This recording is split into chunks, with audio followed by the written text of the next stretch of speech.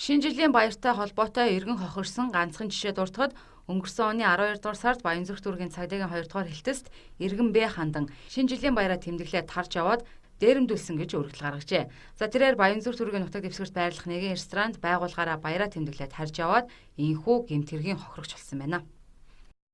За эргэн Б бол манай энэ хариуцсан нутаг дэвсгэр дээр шинэ жилийг тэмдэглэж ирсэн.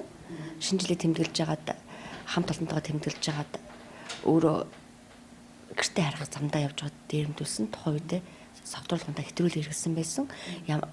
Тухайн иргэн маань өөрөө хамт олонтойгоо нийлжээд хамт олонсоо тасраад гараа явцсан. Тэрийг хамт явж байгаа хүмүүс нь ч мэдэхгүй өөрөө ингээд согтууруулгандаа хэтрүүлс хэрэгсэндээ болоод ингээд гарч яваад гэмтэргийн халдлага төртөд хоригчулсан.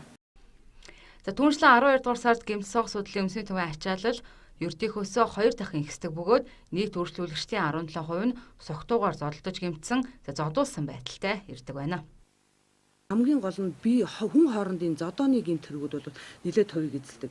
Түүнээс гадна авто тосол болон согтууруулгандаа хэрэгэлсэн үедээ осгож хөлдөж бэрцсэн гэмтлүүд бол нэлээд эзэлж байгаа. Түүнчлэн шинэ жилийн баярын өдрүүдэд согтууруулгандаа хэрэгэлсэн үедээ гэмтгсдийн 62% нь ерөөсөө хүн хоорондын зодон бие махбодын хүчирхийллээс үүдэлтэй байгаа нь бол харагдаж байгаа.